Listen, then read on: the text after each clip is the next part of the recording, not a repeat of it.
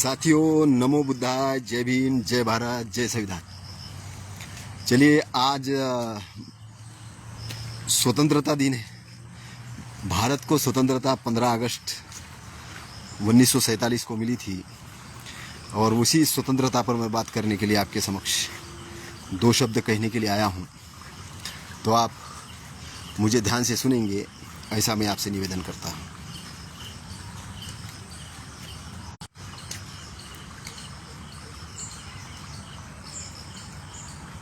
तो स्वतंत्रता क्या है? सबसे पहले फ्रीडम।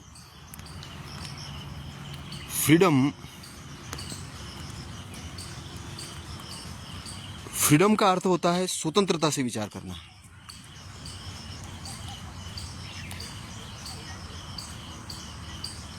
और इसका सूत्र महामानव तथागत गौतम बुद्ध इन्होंने दिया है, और वो सूत्र है, किसी भी बात को पहले जानिए, जानने के बाद फिर उसको छानिए, और छानने के बाद फिर उसको मानिए। क्योंकि तथागत को संबोधि प्राप्त होते हुए 2500 से ज़्यादा का समय हुआ, लेकिन वो सूत्र आज भी स्वतंत्र रूप से काम करते हैं।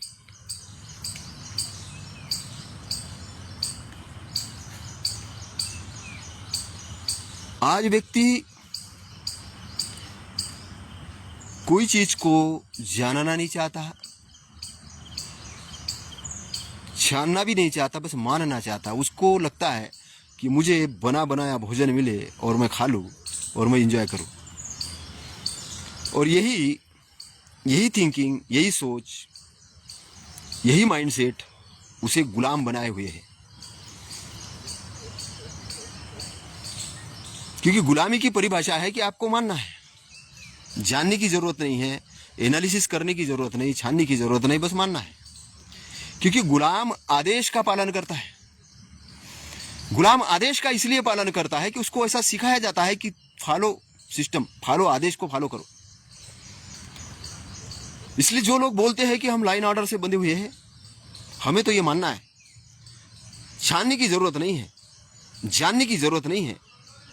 और इसलिए इस देश की स्वतंत्रता, आपकी स्वतंत्रता खतरे में पड़ गई। स्वतंत्र इसलिए नहीं बनाया गया था कि गधे जैसी जिंदगी जियो, जानवर जैसी जिंदगी जियो, इसके लिए थोड़ी स्वतंत्र बनाया था। स्वतंत्र इसलिए बनाया था कि कोई चीज को जानोगे, एनालिसिस करोगे, छानोगे और फिर उसको मानोगे। एक क्रिएटिव वर्ल्ड तैयार करने के लिए, क्रिएटिव चीज तैयार करने के लिए। लेकिन क्रिएटिव करने के बजाय लोकतंत्र जिस लेवल पे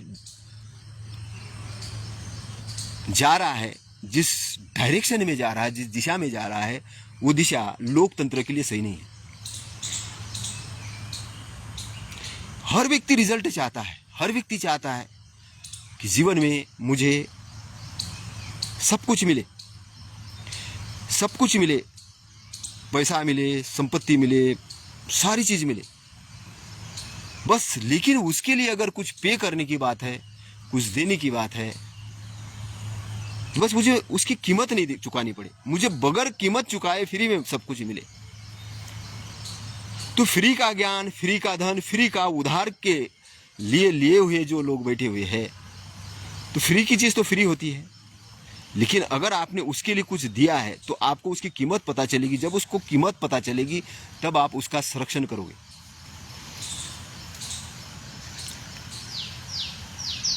मैंने रामायण सावतवनी के अंदर में बहुत सुंदर पेड़ लगाए थे। उसमें बहुत बढ़िया आम के पेड़ थे, मीठे नीम का पेड़ था, और मेरे पड़ोसी ने वहां पर जामुन का पेड़ लगाया था। चूंकि मैं सिविल इंजीनियर हूं, जानता हूं। अब वो मेरा जो मकान है वो अंडरग्राउंड जो टैंक है पानी की, उसके पास में है। जामुन का पेड़ 5 से 7 फीट की दूरी पे था, इसलिए काटा गया कि टैंकों को खराब करेगा। मीठे नीम का पेड़ इसलिए काटा गया क्योंकि वो लगा उनको कि ये टैंकों को खराब करेगा। आम का पेड़ 10 फीट 15 फीट की दूरी पे था, उसको काटा इसलिए काटा गया कि उनको लगा कि ये भी टैंकों को खराब करेगा। मैं सिविल इंजीनियर हूँ और मैं तो ये तो जानता हूँ कि कौन सा पेड़ है कि भाई जो घातक होता है कौन सा अच्छा हो, इतना तो कैलकुलेशन है। लेकिन काटने वालों ने बहाना देके उन पेड़ों को काटा क्योंकि उनको ये लगता था कि ये सुंदर पेड़ है और अनिल उस पेड़ को अपनी खिड़कियों से देखता है और उनके घर में बढ़िया छाया है, मीठे नीम के पत्ते तोड़ते हैं, जामुन आएंगे कल जामुन भी खाएंगे। तो उन्होंने उस पेड़ को ही काट दिया, क्या बोल के कि ये टैंक को खराब कर रहा है। ऐसा ही इस देश के अंदर में यही हुआ है। अभी एक सज्जन मिला, बोले मैं पीएचडी किया हूं, बहुत सारी डिग्रियां मेरे पास में। नाम पूछा, नाम नहीं बताया। और उसने ऐसा शब्द कहा सुबह सुबह, जब मैंने कुछ उससे फिलॉसफी बातें की, उसको समझ में आ गया कि मैं कौन व्यक्ति हूं। उसे सीधा तथागत गौतम बुद्ध को टारगेट करते हुए ये कहा कि वो भगोड़े थे, आधी रात में घर छोड़ के भागे। तो मैंने उसको पूछा कि वो भगोड़े थे, आधी रात में घर छोड़ के भागे। बोले उन्होंने अपने पत्नी को भी छोड़ दिया। वो भगोड़ा आदमी क्या करेगा, उसने ऐसी बातें की। मैंने कहा कितना जानते हो, कहां से पढ़े हो? बोले मैं साहित्य किया हूं, पीएचडी किया हूं, बहुत सारा साहित्य। मैंने कहा आप इतना साहित्य पढ़ो, 100 किताबें पढ़ो, 1000 किताबें पढ़ो, लेकिन अगर आचरण में आपके नहीं है तो किसी का लिखा हुआ घटिया साहित्य है। आपने उसका इस्तेमाल ही नहीं किया। आपने जब उसका उपयोग करके देखा, एक लाइन भी अगर उपयोग में की उसमें से, वो आपकी लाइन है। एक लाइन भी अगर आपने उपयोग की तो वो आपकी लाइन है। किसी का पढ़ा हुआ लेकिन आपने उपयोग नहीं किया। किसी ने तथागत के बारे में लिख दिया और इन्होंने मान लिया कि तथागत ऐसे थे। किसी का बताया हुआ झूठ और इस आदमी ने मान लिया, तो हम इसको सत्य कैसे मानेंगे? सम्राट अशोक के बारे में ऐसे ही कहा जाता है कि उसने शस्त्र डाल दिए, उसके कारण देश बर्बाद हो गया। तो जितने महापुरुष हुए, उनको, उनकी फिलॉसफी को काउंटर करने का काम वो लोग करते हैं कि जो लोग जानबूझ के वर्ण व्यवस्था, जाति व्यवस्था का साम्राज्य इधर स्थापित करना चाहते हैं, आपको गुलाम बनाना चाहते हैं, आपकी स्वतंत्रता छीनना चाहते हैं, आपको एक इंसान की रूप में नहीं देखना चाहते। उनको चाहिए कि वर्ण जाति व्यवस्था स्थापित हो जाए और हम जन्म से ब्राह्मण हो जाए, हम जन्म से बड़े हो जाए और इनको जन्म से शूद्र घोषित किया जाए, अति शूद्र घोषित किया जाए और गुलाम बना दिया जाए, और इनको हमारे द्वारा निर्मित काल्पनिक ईश्वर, काल्पनिक भगवानों के चक्कर में डाल के जिंदगी भर के लिए मानसिक गुलाम रखा जाए। तो मानसिक गुलाम रखने का षड्यंत्र है, इसके पीछे का जो षड्यंत्र है मानसिक गुलाम रखने का षड्यंत्र है। उनका टारगेट सिद्धार्थ गौतम या तथागत सम्यक संबुद्ध नहीं है, उनका टारगेट हम लोग है। क्योंकि उनको मालूम है कि ये फ्रीडम की फिलॉसफी अगर इनके बीच में गई, इनको बता दिया कि वो बहुत अच्छे थे तो इसको अनुसरण करेंगे, और जब अनुसरण करेंगे तो वो तो मानेंगे नहीं कि हम जन्म से ब्राह्मण हैं। जब वो मानेंगे नहीं कि हम जन्म से ब्राह्मण हैं तो वो हमारे गुलाम नहीं बनेंगे। जब वो गुलाम नहीं बनेंगे तो फिर हमारे द्वारा बनाई हुई मूर्तियां है, मंदिर है, इसके अंदर वो पूजेंगे नहीं, और जब पूजेंगे नहीं तो हमारा धंधा पानी बंद हो जाएगा। जिन्होंने इतना बड़ा साम्राज्य खड़ा करके रखा है, इतना मंदिरों का साम्राज्य खड़ा हुआ है इस देश के अंदर में कि भारत सरकार के पास में जितना धन नहीं है उससे ज्यादा धन इन मंदिरों में और ट्रस्ट के अंदर में है। पूरा गुलाम बन चुका है इस मंदिरों का देश। वो सारे भ्रष्ट राजनेताओं का पैसा इन मंदिरों के अंदर में है, सारा राजनीतिक संचालन इन मंदिरों से हो रहा है। तो मंदिर ज्ञान के केंद्र न होकर भ्रष्टाचार के केंद्र बने हुए हैं। मैं सभी मंदिरों की बात नहीं कर रहा हूं, लेकिन बहुत से मंदिर हैं और उनकी एक संस्था ऐसी स्थापित होगी को राजनेता को संचालित कर रहे हैं, न्यायाधीशों को संचालित कर रहे हैं। तो वहां से अभी शासन संसद से नहीं चल रहा है, शासन मंदिरों से चल रहा है। रात में गोपनीय बैठकें होती है, वहां पे प्लानिंग बनती है, क्या करना है, कौन सा मुद्दा उठाना है, किस तरीके का ये करना है। इसलिए उन्होंने ये जो ज्ञान के दरवाजे हैं उन दरवाजों पर लॉक लगाने का काम किया। जैसे पहले गवर्नमेंट स्कूल के अंदर में बहुत अच्छी पढ़ाई होती थी, गवर्नमेंट स्कूल बंद करना चालू कर दिया। इंटरनेशनल लेवल का ज्ञान इंग्लिश में आता था, तो उन्होंने कहा इंग्लिश विदेशी भाषा है, क्योंकि इंग्लिश में जितने ज्यादा रिसर्च हुए आधुनिक विश्व के अंदर में वो और दूसरे लैंग्वेज में नहीं हुए। और उसके पहले अगर रिसर्च अगर बुक्स है, रिसर्च का जो ज्ञान है वो पाली भाषा के अंदर में, तो पाली इधर स्कूलों में नहीं पढ़ाई जा रही, यूपीएससी के अंदर में बैन कर दी गई। लैंग्वेज पे प्रतिबंध लाने का मतलब है कि आप वो लैंग्वेज को जानो नहीं। जब लैंग्वेज को आप जानोगे नहीं तो आप बोलोगे हिंदी हमारी बहुत सुपर पावर भाषा है, लेकिन हिंदी कितने लोग जानते हैं भाई? भारत के बाहर जाओ, कौन जानता है? एक स्टेट से कई स्टेट में जाओ तो वहाँ पे जानेंगे ही नहीं। ठीक है, भाषा का अपना कम्युनिकेशन के लिए होता है, लेकिन उस कम्युनिकेशन को आपने धर्म बना दिया। आपने अंग्रेजों की बोला अंग्रेजी ठीक नहीं है, लेकिन जब व्यवहारिकता की बात है तो आप अपने बच्चों को सबसे पहले अंग्रेजी स्कूल में पढ़ा रहे हो। आप अपने बच्चों को सबसे पहले जाके अंग्रेजी स्कूलों में पढ़ा रहे हो, और हमारे मोहल्लों में आके स्पीच कर रहे हो कि अंग्रेजी विदेशी भाषा है, तुमको तो स्वदेशी अपनाना चाहिए, तुमको स्वदेशी अपनाना चाहिए। अपने बच्चों को ज्ञान के केंद्र में भेज रहे हो और हमारे बच्चों को कावड़ यात्रा में भेज रहे हो, क्योंकि कावड़ यात्रा में हमारे बच्चे जाएंगे तो शिक्षा से वंचित हो जाएंगे। अपने बड़े बड़े मोहल्लों के अंदर में दारू के दुकानों का विरोध कर रहे हो और हमारे मोहल्लों के पास में दारू की भट्टियां लगा रहे हो लाइसेंस वाली।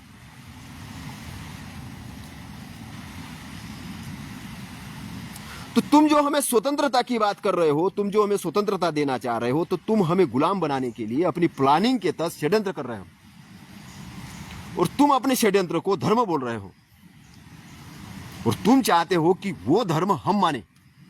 ये तुम्हारा शंकराचार्य जब बोलता है कि जन्म से ही ब्राह्मण होता है और कर्म से ब्राह्मण होता है, वो पहले नंबर का व्यक्ति ऐसा है जो ये बोल रहा है कि जन्म से डॉक्टर होता है। अगर कोई ऐसा कहे कि जन्म से डॉक्टर होता है, जन्म से वकील होता है, तो फिर ये कॉलेजेस की क्या जरूरत है? ये यूनिवर्सिटीज की क्या जरूरत है? एक्सप्लेन करने की क्या जरूरत है? आदमी तो बच्चा पैदा होते बराबर बोले कि मैं विद्वान हूं, कहीं जाने की जरूरत नहीं।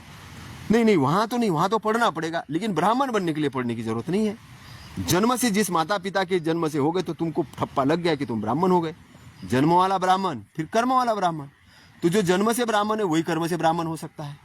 ऐसा करके वर्ण व्यवस्था को स्थायी बना दिया। और आधुनिक भारत के अंदर में उन्होंने ऐसा साहित्य लिखा, गीता जैसा साहित्य, उसमें बोला कर्म से वर्ण व्यवस्था कर्म से। अब कर्म से है तो बाबा साहब यहाँ पे कोटेट करते हैं, वो कहते हैं कि कर्म वाली वर्ण व्यवस्था के कारण व्यक्ति ये बोलता कि ये कर्म से ब्राह्मण है। तो कर्म वाली वर्ण व्यवस्था ने वर्ण व्यवस्था टिकाने का काम बहुत बड़े पैमाने पे किया, क्योंकि बोलते तो जरूर है, लेकिन मैंने अभी तक ये सम्मानित होते हुए नहीं देखा कि किसी ब्राह्मण महासभा ने सम्मानित किया हो कि ये कोई चमार लड़का था और इसने पीएचडी कर दी, ये विद्वान हो गया, तो इसको अब हम ब्राह्मण के रूप में सम्मानित करते हैं और इसको ब्राह्मण जैसा आदर देंगे। ऐसा तो किसी ने किया नहीं अभी तक। तो तुमने ग्रंथ लिखे, तुम मानते हो कर्म के आधार पर, लेकिन क्यों? क्योंकि जब कर्म की परिभाषा तथागत ने दी, उस कर्म की परिभाषा को डाइल्यूट करने के लिए तुमने अपनी परिभाषा निकाली। तो मैं उसी बात पे आना चाहता हूं कि वो तथागत गौतम बुद्ध को भगोड़ा घोषित कर रहे हैं। वो बोल रहे हैं कि भगोड़ा है, वो आधी रात को अपने बीबी को छोड़ के चला गया। उस भगोड़े आदमी को हम क्या मानेंगे? चलो आपकी बात सही है, वो भगोड़ा आदमी है, वो कायर है, चलो आपकी बात सही है। फिर अंगुलीमाला डाकू, जिसमें प्रसन्नजित की सेना डर रही थी, तथागत गौतम बुद्ध गए और उन्होंने उसके शस्त्र फेंकवाए। ये क्या था? तुम्हारे पंडों में हिम्मत थी, तुम्हारे साधु संतों में हिम्मत थी, किस में हिम्मत थी? वो तथागत गए ना। पागल हाथी जब आया तो उस हाथी को मारने के लिए छोड़ा था, लेकिन वो आके तथागत के चरणों में पड़ा। कई आम्रवाली जैसी वेश्या आई और उसने अपना वेश्या का काम छोड़ के भिक्षुनी बनी और एक अरहत हुई। कई डाकू आए, डाकुओं ने अपना डाकूपन छोड़ दिया। कई अत्याचारी आए और उन अत्याचारी लोगों ने अपना अत्याचार छोड़ा। और यही नहीं, उनके जीवित रहते नहीं, जीवित जाने के बाद भी सम्राट अशोक जैसे व्यक्ति जिन्होंने कलिंग के युद्ध में 1 लाख से ज़्यादा लोगों को मरवाया था युद्ध जीतने के लिए, और जब तथागत का एक अनुयायी भिक्षु उनके पास में जाता है, जब वो समझाता है कि युद्ध जीतने का केवल यही नियम नहीं है कि तुम हिंसा से युद्ध जीतो, तुम अहिंसा से भी जीत सकते हो, मैत्री से भी जीत सकते हो। तथागत के वाक्य, तथागत का अनुसरण करके हिंसावादी राज्य से अहिंसावादी राज्य, धम्म का राज्य स्थापित करने के लिए सम्राट अशोक ने बहुत बड़ा काम किया। उसके बाद में उसने युद्ध नहीं किए, लेकिन लोग बोलते कि वो अहिंसा था, अहिंसक के कारण देश गुलाम हुआ। ऐसा नहीं था। सम्राट अशोक की इतनी बड़ी सेना थी, इतना बड़ा अस्त्र शस्त्र का भंडार था और इतने हाथी थे, इतना बहुत बड़ा साम्राज्य था कि भारत के 13 टुकड़े हो चुके। तब से भारत के 13 टुकड़े हो चुके। सम्राट अशोक का इतना बड़ा साम्राज्य था और इतना बढ़िया साम्राज्य था कि वो रोड बनाने का काम उन्होंने उस समय किया। रोड के किनारे फलदार वृक्ष लगाए, बावड़ियाँ बनाई, पशुओं के लिए दवाखाने ओपन किए और उन्होंने यूनिवर्सिटियाँ बनाई। ज्ञान विज्ञान और इसका बहुत बड़ा वर्ल्ड के अंदर में ज्ञान देने का काम सम्राट अशोक ने किया। नालंदा, तक्षशिला जैसी यूनिवर्सिटियाँ बनाई और इतनी किताबें थी उसमें कि करीबन 6 महीने तक वो जलते रहे। 62 से ज़्यादा भाषाओं का और 62 से ज़्यादा विभिन्न विषयों का उसके अंदर स्टडी होती थी और इंट्रेंस देने के लिए तक एग्जाम होती थी, प्रश्नों के उत्तर देने पड़ते थे। इतना बड़ा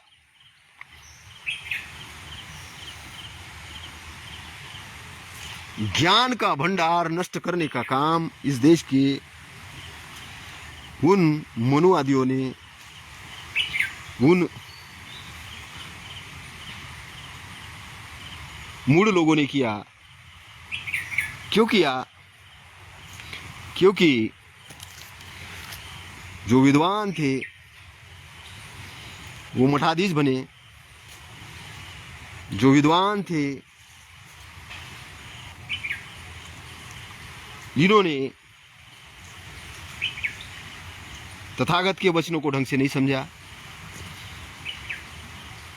तथागत ने कहा था कि तुम्हें हिंसा का सहारा नहीं लेना। कब कहा? उन्होंने भिक्षुओं से कहा जब सील पर अतिक्रमण हो तो तुम्हें भीगी बिल्ली नहीं बनना है। हाँ, उन्होंने ये जरूर कहा कि मैत्री के अंदर बहुत ताकत है और मैत्री से जीत सकते हो। असत्य को सत्य से जीतो, क्रोध को शांति से जीतो, द्वेष को मैत्री से जीतो, अकुशल को कुशलता से जीतो। उन्होंने सूत्र दिए, लेकिन ये इस सूत्र के अंदर में कहीं भी ये नहीं लिखा है कि बुराई को भलाई को जीतने दो, असत्य को सत्य को जीतने दो, क्रोधी आदमी को शांति को जीतने दो,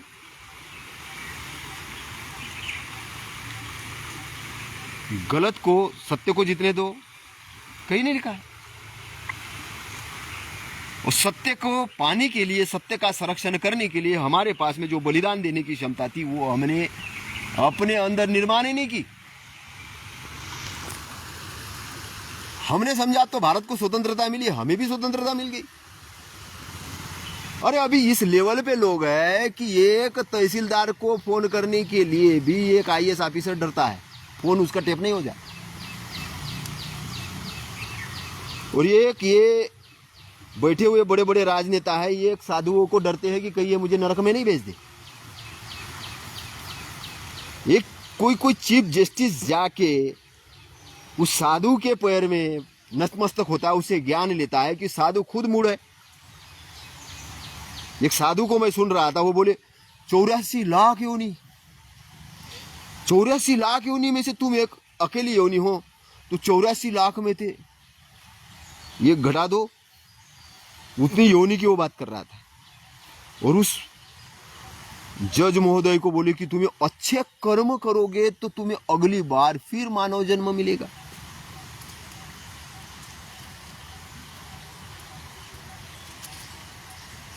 उनका नाम कोई नंदवंद है, समझ जाना आप।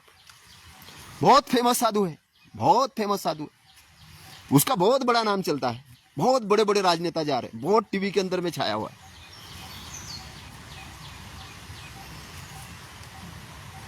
और संत कबीर साहब कहते लख 84, 84 लख है उंगल, 84 उंगल का शरीर। और इन्होंने ट्रांसलेट किया 84 योनि। जब मैंने बीजक पढ़ा और 84 लाख योनियों के बारे में, वो लख 84 को उधर ट्रांसफर किया, और उधर ट्रांसलेट करने के बाद में उन्होंने वैसे ही ग्रहण किया, क्योंकि उनको लगा हाँ ये अच्छा है, 84 लाख योनियों के इसमें लोगों को डराओ, डरा के बोलो अगले जन्म में तुम जानवर नहीं बन जाओ, इसलिए इंसान बनना है तो फिर ये दान करो, ये ऐसा पुण्य करो, वैसा करो, वैसा करो।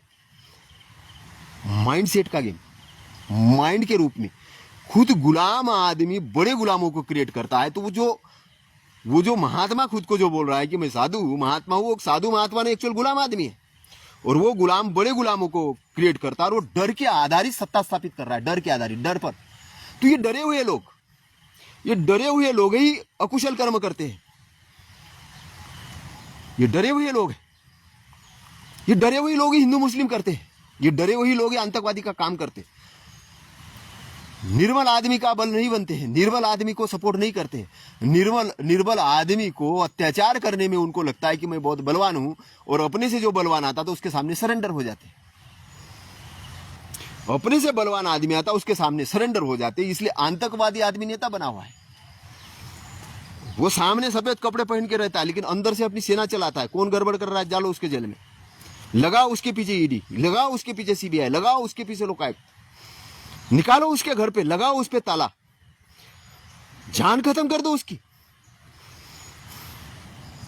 ये अंदर से अपनी सेना चलाते कूटनीतिक रूप से, सामने नहीं आते, क्योंकि सामने आने की हिम्मत नहीं है, कायर लोग हैं। बलवान आदमी सामने आके बात करेगा, बलवान आदमी चैलेंज करेगा कि ये सत्य ये गलत है। बलवान आदमी संरक्षण करेगा, मानवों का संरक्षण करेगा, जानवरों का संरक्षण करेगा, पेड़ों का संरक्षण करेगा, नदियों का संरक्षण करेगा, धन संपदा का संरक्षण करेगा, और उस संरक्षण के अंदर में और बढ़ाएगा। उसके आने से ये फूल खिल जाएंगे, उसके आने से ये नदियां बहने लग जाएंगी, उसके आने से हवा और स्वच्छ होगी, उस आने से दुख दरिद्रता दूर होगी, और उसके आने से चारों तरफ का अंधेरा दूर होगा, प्रकाश की किरणें चलेगी। उस आने से पक्षियों में चहचहाट होगी, बच्चे नाचने गाने लगेंगे, और चारों तरफ का एक शांति का वातावरण पड़ेगा। वो वीर आदमी होता है, इसलिए जितने ज्ञानी आदमी है उसको कहा है वीर। वो प्रज्ञा पुरुष है, वो ध्यानवान पुरुष है, वो ज्ञानवान पुरुष है। उनकी ऊंचाई हिमालय की ऊंचाई से बड़ी ऊंचाई होती है। उनका ज्ञान इतना बड़ा ज्ञान होता है, इतनी बड़ी प्रज्ञा होती है, क्योंकि उनकी समाधि का लेवल इतना बड़ा समाधि का लेवल होता है, उतना उच्च लेवल का होता है, उसी लेवल पे उनकी प्रज्ञा होती है। और वो चीज देखते हैं विश्व की, जो चीज ये जमीन पे घसीटने वाला आदमी, जमीन पे रेंगने वाला आदमी, कुपमंडूक तालाब के सड़े तालाब में और सड़े गंदे तालाब में बैठा हुआ आदमी ये बोलता है कि तथागत सिद्धार्थ गौतम आधी रात को घर छोड़ के भागे थे, और किसी नालायक ने ऐसा लिख दिया तो वो नालायकी को फॉलो कर रहा है और बोल रहा है मैं बड़ा विद्वान हो गया, पीएचडी होल्डर हो गए। तो ऐसे पीएचडी होल्डरों का क्या मतलब है? ये मूर्ख पीएचडी होल्डर है। आजकल तो पीएचडी ऐसी यूनिवर्सिटी के अंदर में फ्री फोकट में मिलती है, सम्मानित किया जाता है। हमें ऐसी पीएचडी की क्या जरूरत है? तुम्हारी 2% की पीएचडी है। जिस पीएचडी के अंदर में जानिए छानिए तब मानिए 3 फार्मूले ही नहीं है, मान रहे हो लिखे हुए, वो बोल रहे हमें सब पता है, हमें सब पता है।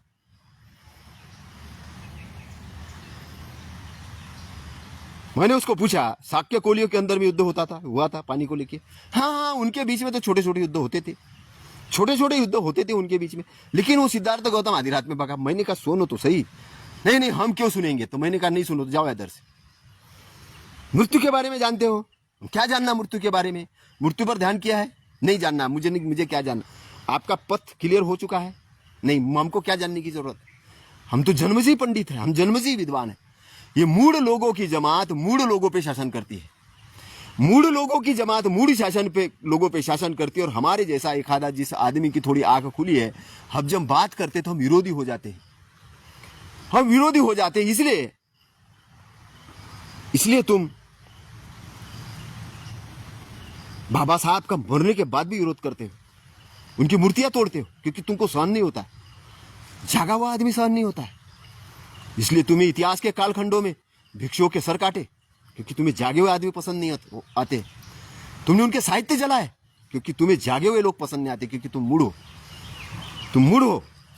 तुमने इस धरती को अपनी मूढ़ता की पहचान बना दी। तुम हिंसक लोग हो, हिंसावादी लोग हो, और तुम जागे हुए लोग को सहन नहीं करते हो।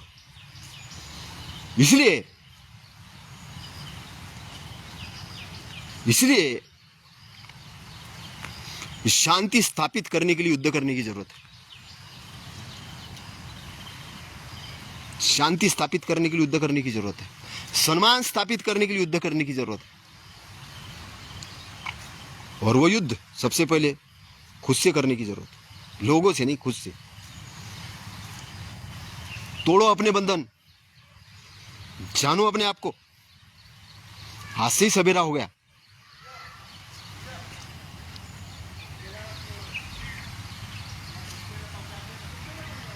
क्योंकि अपने आप को नहीं जानोगे तो गुलाम बन के मरोगे, गुलाम होके मरोगे।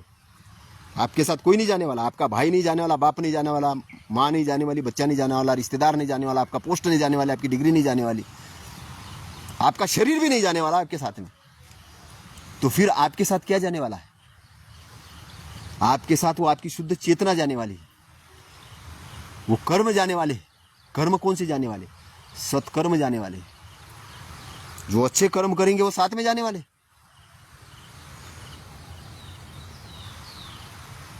और जो बुरे कर्म करोगे वो भी साथ जाने वाले। दोनों कर्म क्या करने वाले? बुरे कर्म आपको, आपके चेतना को उसी बंधन के अंदर घसीटने वाले, भवचक्र के अंदर में। और अच्छे कर्म आपको उस भवचक्र से, उस बंधन के चक्र से मुक्त करने वाले। इसमें दो ही गति है, या तो सदगति या तो दुर्गति। तो आपको करना है, सदगति के पथ पे जाना है कि दुर्गति के पथ पे।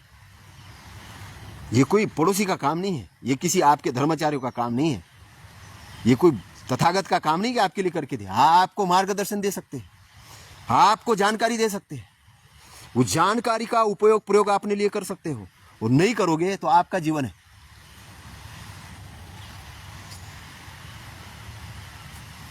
जब बाढ़ आती है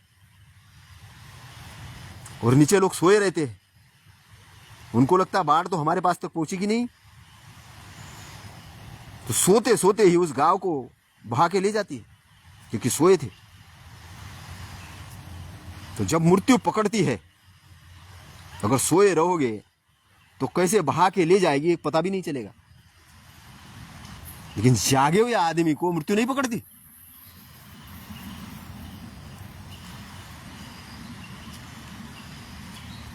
अगर सोए हुए हो तो मरे हुए व्यक्ति हो, केवल जानवर जैसे, जानवर से भी बदतर लेवल पे। केवल जिंदा हो, खाने के लिए जिंदा हो, भोजन कर रहे हो और मजा मौज कर रहे हो, बोल रहे हो कि मैं बहुत अच्छी जिंदगी जी रहा हूं। लेकिन बाढ़ आने वाली है और बाढ़ बहा के ले जाने वाली, उसकी जानकारी नहीं है। महलों के साथ बह जाओगे, सारा रह जाएगा ये पे, और फिर बोलोगे हे भगवान इस टाइम नहीं मिला जीने का, कह रहा हूं मुझे इस भवसागर से बाहर निकालो। तो ये शरीर काय के लिए मिला था? फिर 2-4 लड़कियां पटाने के लिए, भ्रष्टाचार से कुछ 10, 20, 50, 100 करोड़ कमाने के लिए, एक दूसरे को गाली देने के लिए, वर्ण व्यवस्था, जाति व्यवस्था स्थापित करने के लिए। और अहंकार में, घमंड में, क्रोध में अपने आप को जीने के लिए कि मैं बहुत बड़ा आदमी हूँ, मैं बहुत बड़ा आदमी हूँ, मेरे से बड़ा कोई नहीं है। मैं तो किसी को भी चाहे तो दो एक फोन पे बंद कर देता हूँ, किसी को भी चाहे तो बाहर निकाल देता हूँ, मैं तो बहुत शहंशाह हूँ। ये दिखाने के लिए जन्म मिला था, ये दिखाने के लिए जन्म मिला था कि भगवे वस्त्र पहन के, ये दिखाने के लिए कि मैं जन्म से ही पंडित हूँ, ब्राह्मण हूँ, मैं जन्म से ही बड़ा विद्वान हूँ, ये दिखाने के लिए। वो पथ को क्लियर करने के लिए जन्म नहीं मिला था कि जा सको।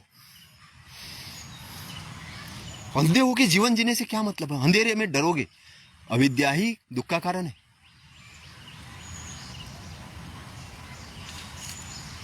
उम्र तो हो गई है, शरीर पीला पड़ रहा है, हड्डियां गलने वाली है, बाल पक गए हैं, शरीर अब जाने वाला है, लेकिन रास्ता नहीं है, रास्ता नहीं है, इसलिए चिंतित है।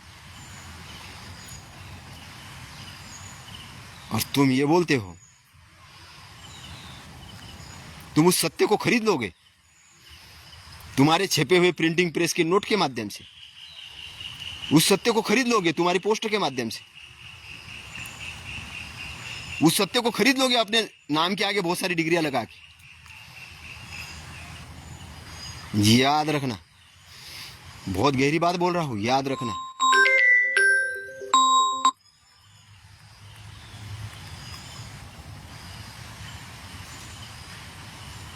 सत्य को खरीदा नहीं जा सकता, सत्य को खरीदा नहीं जा सकता,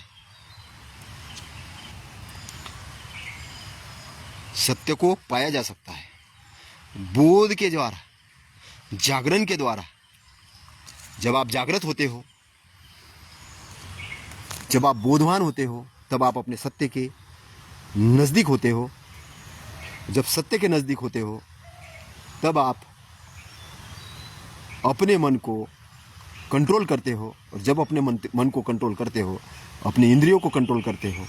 जब इंद्रियों को कंट्रोल करते हो, तब शरीर से एक जागृत व्यक्ति बन जाते हो। जब शरीर से जागृत व्यक्ति बन जाते हो, मन की और शरीर की लय जब आती है, तो वाचा उसी के अनुसार बात करती है। मन, वाचा और शरीर के कर्म जब अच्छे होते हैं, उन कर्म इंद्रिय से जब चित्त के ऊपर उसका इम्पैक्ट पड़ता है, तो चित्त के जो कलुषित स्टोरेज कर्म पड़े थे, जो गांठें पड़ी थी, वो गांठों का टूटना शुरू होता है। अब जब गांठों का टूटना शुरू होता है, बंधन से टूटना शुरू होता है, तो बंधन से जब मुक्त होता है, तब वह व्यक्ति डबरे में फंसे हुए पक्षी जैसा नहीं, बल्कि हंस जैसा उड़ान भरता है। हंस जैसा उड़ान भरता है, वहां से वो पूरे ब्रह्मांड को देखता है, उस शीतलता को देखता है,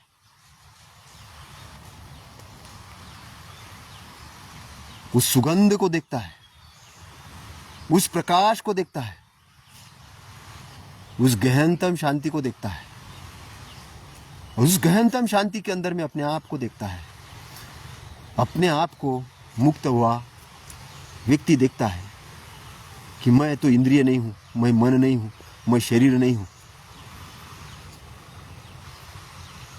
तो मैं क्या हूं?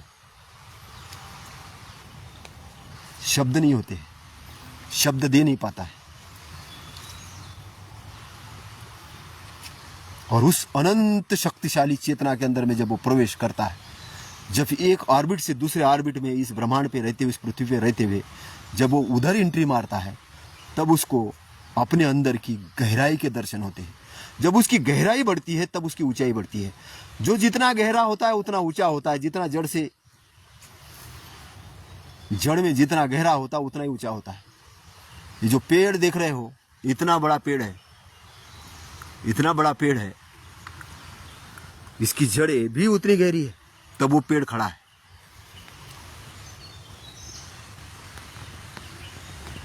आर्टिफिशियल पेड़ को लगा दो, लेकिन हवा आएगी, पेड़ को उड़ा देगी। इसलिए आर्टिफिशियल इंटेलिजेंसी आर्टिफिशियल है, एक्चुअल इंटेलिजेंसी एक्चुअल इंटेलिजेंसी। इसलिए तथागत ने इस धरती पे रहते कर्म करने के लिए एक पाथ दिया, उस पाथ का नाम है अष्टांगिक मार्ग।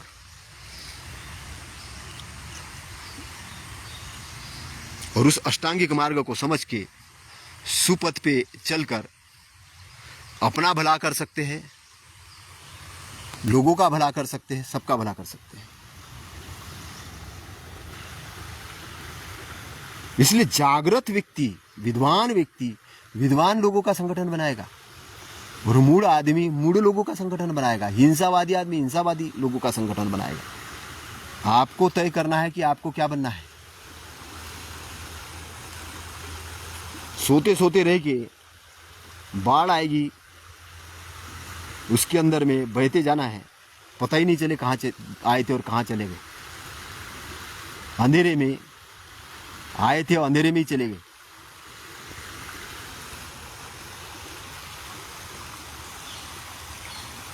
जैसी मटमैली चादर आई थी वैसी के वैसी लेके चले गए।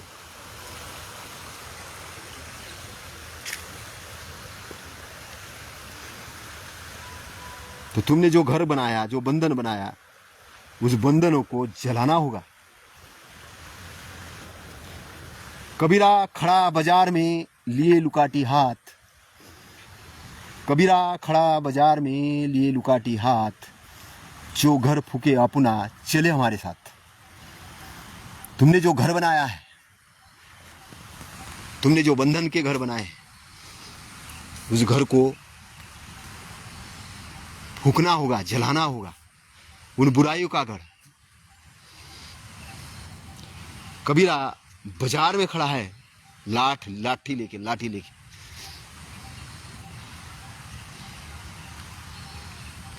घर, बुराई का घर।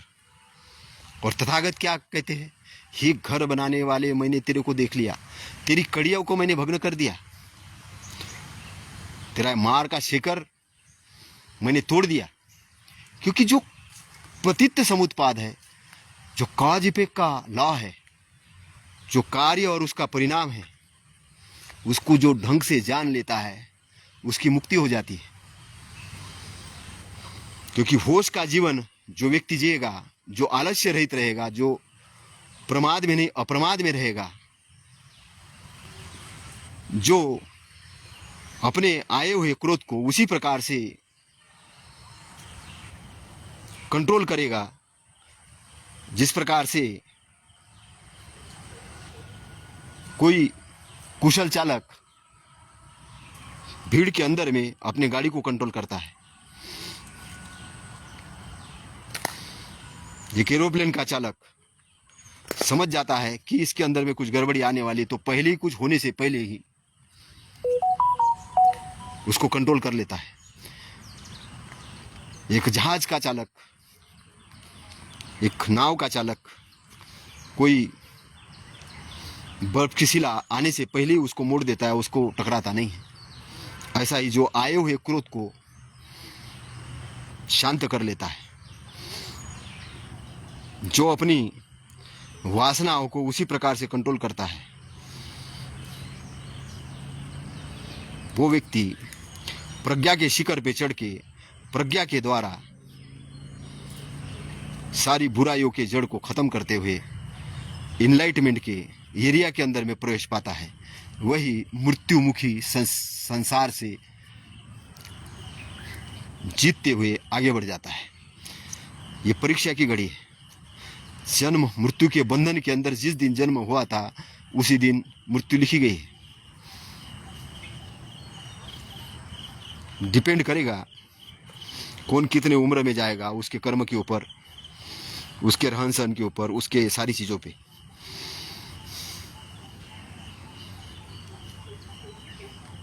मैंने बड़े बड़े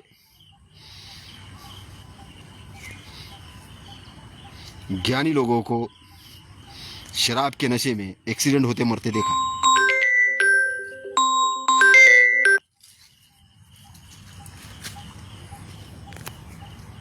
क्योंकि बेहोश करता है नशा।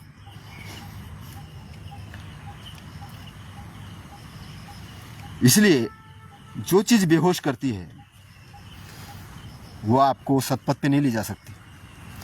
इसलिए अपने डर को जीतो, और डर को जीतने के लिए बोध का निर्माण करो। इसलिए ध्यान बहुत जरूरी है, ध्यान बहुत जरूरी है। तथागत रोज ध्यान करते थे, पालती मारकर चारों प्रकार के ध्यान करते थे। चारों प्रकार के ध्यान में उनका पहला जो ध्यान होता था, उस ध्यान के अंदर में अगर आज के परिप्रेक्ष्य में बात करें, अपने अंदर की अच्छाइयों को जानना, अच्छी चीज़ों को जानना कि मेरे पास क्या अच्छी चीज़ें हैं, उस पर विचार चिंतन करना। विचार चिंतन करने से आपका चित्त फोकस्ड हो जाता है अच्छाई की तरफ। जब चित्त अच्छाई की तरफ फोकस होता है तो कलुषित चीज़ें खत्म हो जाती है, और दर्पण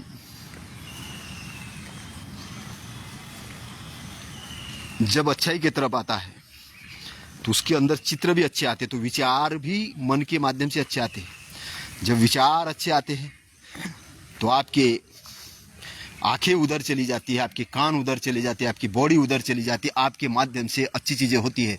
इसलिए दर्पण कभी झूठ नहीं बोलता।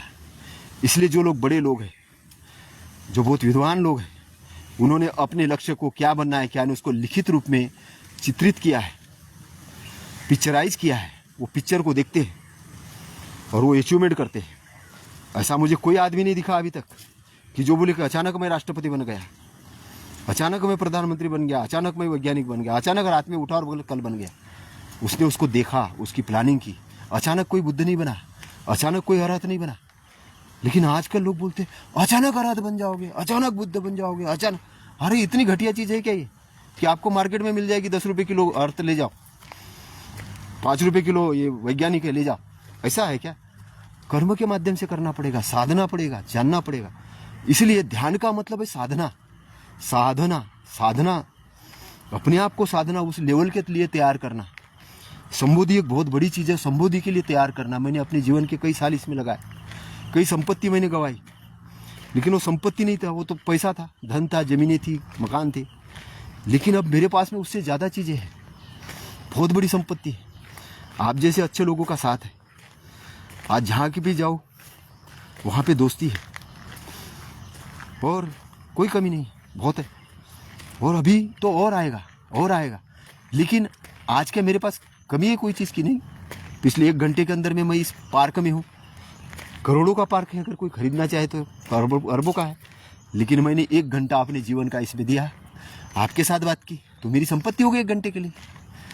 संपत्ति, इसमें शुद्ध ऑक्सीजन मिले, मेरे कोशिका है, मेरे फेफड़े अच्छे वर्क करेंगे। आज मैं कुछ लोगों के जीवन में जाके आज कुछ रंग भरूंगा, मैं अपनी गलतियों को सुधारूंगा, क्योंकि मैं भी तो परिपूर्ण नहीं हूँ। मैं जो बोल रहा हूँ वो मुझे अपने कर्मों में उतारना है, तो मुझे प्रैक्टिस करनी है। अगर मेरे हाथ से कोई गलत कर्म हुए तो उसको मुझे ठीक करने का तरीका क्या है? मुझे अच्छे कर्म करने पड़ेंगे, जागरूक होना पड़ेगा। और जागरूक होके तब मैं अपने बुरे कर्मों को ख़त्म कर सकता हूँ। अगर मेरे ऊपर कोई कर्जा हुआ है तो उसको फिटाने का तरीका क्या है? उसका सिंपल तरीका है कि मुझे सेवा भाव के और काम करने पड़ेंगे, अपनी स्किल सुधारनी पड़ेगी। फिर मैं अकेला काम करूंगा तो मेरा एक लेवल है, इसलिए मुझे संगठन बनाना पड़ेगा, या अच्छे संगठन के साथ जाना पड़ेगा, अच्छे कॉरपोरेशन के साथ जाना पड़ेगा। और संगठनात्मक जो एनर्जी तैयार होती है, इसका लेवल बहुत बड़ा लेवल होता है। इसलिए बाबा साहब ने मंत्र दिया, शिक्षा, एजुकेशन।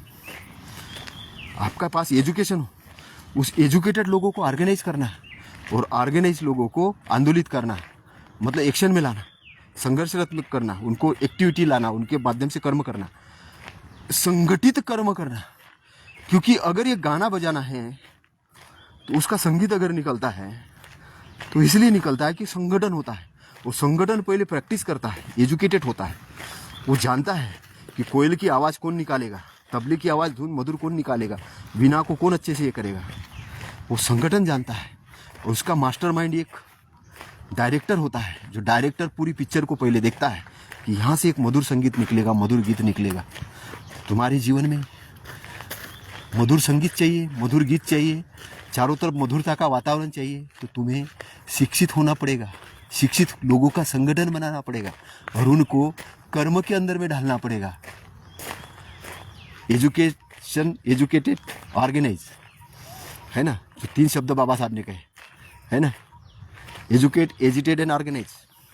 इसका मीनिंग तथागत ने कहा है, बुद्धम शरणम गच्छामि, धम्मम शरणम गच्छामि, संघम शरणम गच्छामि। है ना, हम शरण जाते हैं, बुद्धिज्म के शरण जाते हैं, बुद्ध के शरण जाते हैं, अनुसरण करते हैं। बुद्धि, कौन से बुद्ध को? हमारे अंदर के बुद्ध को। हमारे अंदर बुद्ध है, हमारे अंदर निब्बान का एरिया है, हमको उसके शरण में जाना है। हम जिस ब्रह्मांड में रहते हैं उसके अंदर में धम्म वास करता है। उस धम्म के पथ पे जाके हमें, जो धम्म के पथ पे चलने वाले लोग हैं, वो संघ के शरण में जाना है। तो बुद्धम शरणम गच्छामि, धम्मम शरणम गच्छामि, संघम शरण, तो ये त्रिरत्नों के शरण में जाना है। और जाने के लिए हम नमन करते हैं, नमो तस्य भगवतो अरहतो सम्मा संबुद्ध, उसको नमन करते हैं, आदरांजलि देते हैं, क्योंकि तथागत की चेतना पूरे ब्रह्मांड के अंदर में काम करती है, पूरे ब्रह्मांड के अंदर में छाई हुई ये चेतना है।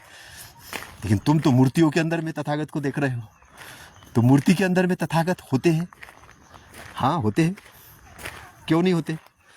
क्योंकि आपकी चेतना कनेक्टेड करती है तथागत की चेतना के साथ।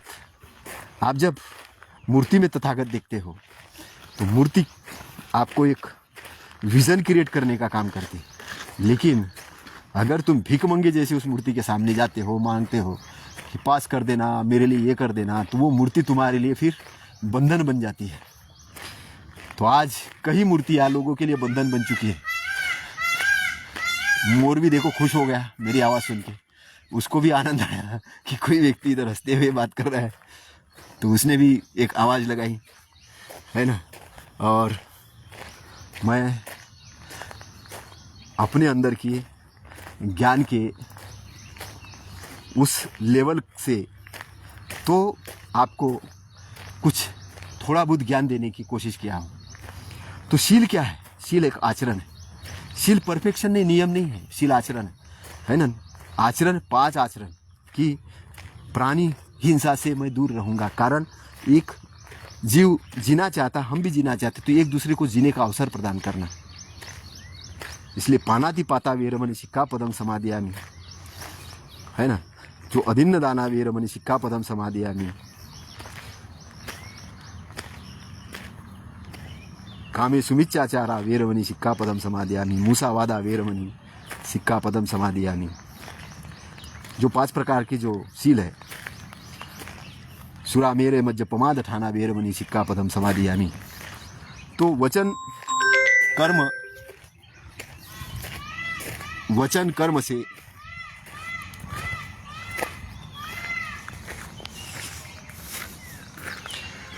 और सोच से हम एक अच्छा आचरण करें, क्योंकि ये धरती एक अच्छे आचरण पे चलती है। ब्रह्मांड का जो मॉरल सिस्टम है, ये इसको कोई गड़बड़ नहीं कर सकता, ना इसमें कोई जोड़ सकता ना घटा सकता। उस मॉरल सिस्टम के साथ में अगर हम खड़े होते हैं तो हम विश्वव्यापक कॉरपोरेशन खड़े कर देंगे, अरबों खरबों की संपत्ति इकट्ठा कर देंगे, यूनिवर्सिटीज़ बना देंगे, शासन स्थापित कर लेंगे, और ब्रह्मांड के साथ हमको मिलके काम करना है। तो ब्रह्मांड का अपना एक संगठन है, ब्रह्मांड भी एक संगठन के रूप में काम करता है। इसके अंदर में भी 2 प्रकार की शक्ति, एक डिस्ट्रॉय करने वाली हो, एक सृजनशील है। हमें डिस्ट्रॉय करने वाले के साथ नहीं जाना, सृजनशील के साथ जाना है। डिस्ट्रॉय करने वाली जो शक्ति है बुराई को डिस्ट्रॉय करती है, शक्ति के साथ नहीं जाना है, हमें सृजन करने वाली शक्ति के जाना है।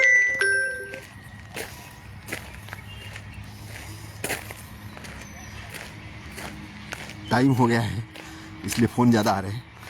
तो हमें सृजन करने वाले मॉरल सिस्टम के साथ जाना है।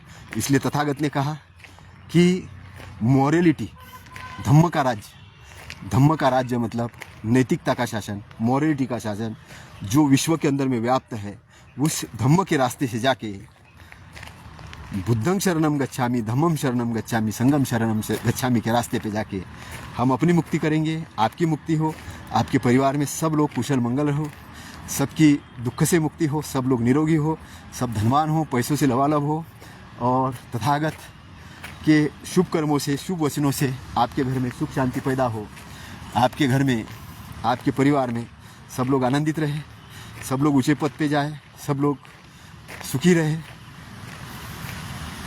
आपके जीवन में शांति लावे, आपका कल्याण हो, मंगल हो, शुभ मंगल हो। मंगल कामनाओं के साथ नमो बुद्धाय, नमो धम्माय, नमो संघाय। साधु साधु साधु।